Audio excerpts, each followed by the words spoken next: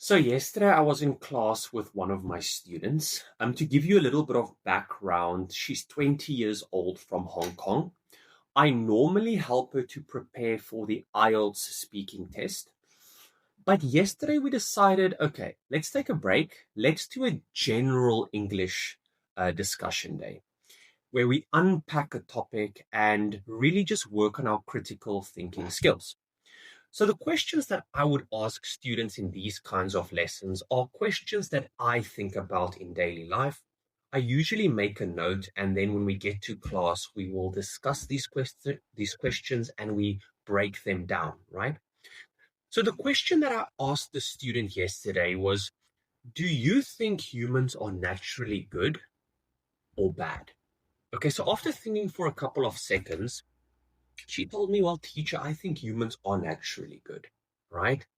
But the world we live in values the wrong things. And as a result of that, good people act purely out of self-interest, right? And do things they wouldn't normally do. I mean, wow, that's a brilliant answer. And I absolutely agreed with her on that, right? So we went a little bit further and I asked her, so how far do you think people would go to maintain financial stability and financial security? Like, where's the boundary, right? What wouldn't people do to ensure that? Okay, so I used an example, right? So, I mean, drive down the street. Just drive down the street in your city. Look around you. Look at all the advertisements promoting vapes, promoting alcohol, promoting junk food. You walk into a supermarket or into a 7-Eleven at the gas station, right? And what do you see? You see aisles and aisles and aisles of junk, right? Snacks and food that are loaded with chemicals, perhaps even carcinogenic chemicals that will definitely lead to disease if consumed in excess, right? Why would people sell this to other human beings? Like, I mean, when you know the thing that you are selling could only lead to addiction or impact other people's lives negatively, perhaps you won't even consume the products that you're producing. You won't let your kids consume those products.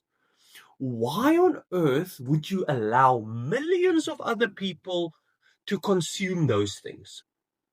Well, of course, because there's a financial incentive, right? Because from those products, you can make money, right? And if you make money, your social status rises, right? Guess what? You can show up at the family event in the latest car, wearing a cute designer outfit, right? Having a cooler bag full of the most exclusive bottles, right? And people are going to admire you. That's why. I don't know if I'm mistaken, but I mean, consciously or subconsciously, that's why. I mean, what's the cost of having those things?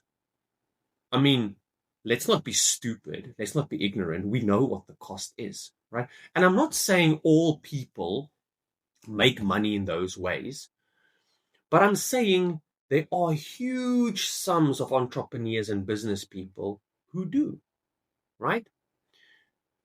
Why do they do that? And what is the cost of that, right? I mean, look at the agricultural industry, right? People or farmers or big agricultural corporations, right, introduce chemicals and pesticides into the roots of certain crops that we consume, right? Why, right? For longer shelf life, less pests, right? Use chemical fertilizers in the soil that completely destroys the topsoil, right, of Earth. Why? Because they want to produce more at a lower cost and save time, right? You do enrich yourself, right, But what is the cost of that? Because when I look around me in 2026, we've got all of the financial and medical resources at our disposal, yet people are sicker than they have ever been in history. Fact. Okay.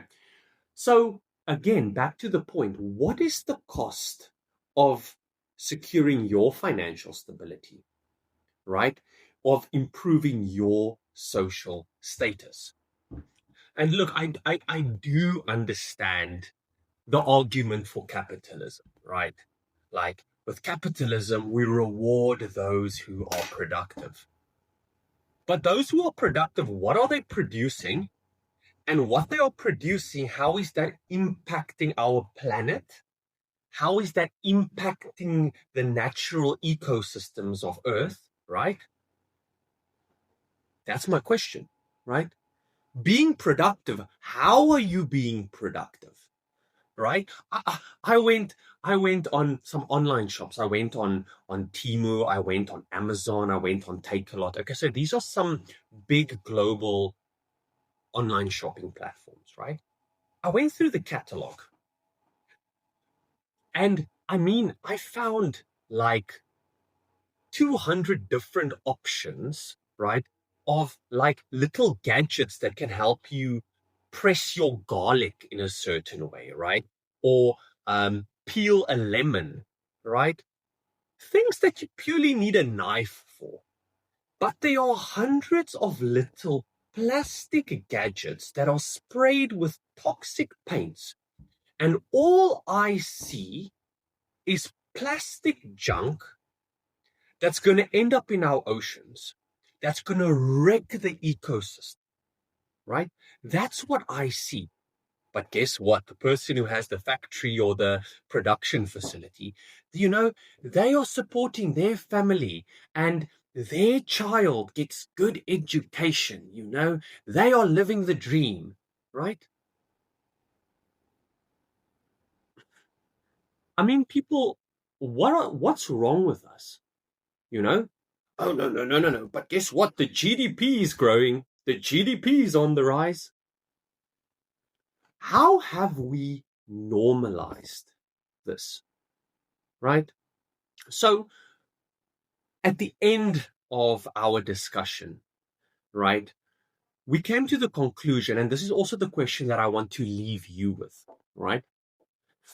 So if it was not for capitalism or for these financial incentives, right, would these toxic foods, these carcinogenic snacks, right, all of these health destroying things on earth, would they even exist at all, right?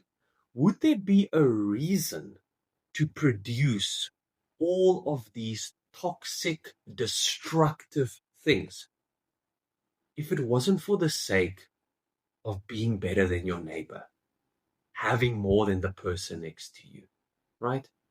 Would those things exist at all? Let me know in the comments what you think. Like I said, I'm not attached or married to any of my ideas. This was an open discussion, and you are all welcome to join in. Let me know what your thoughts are.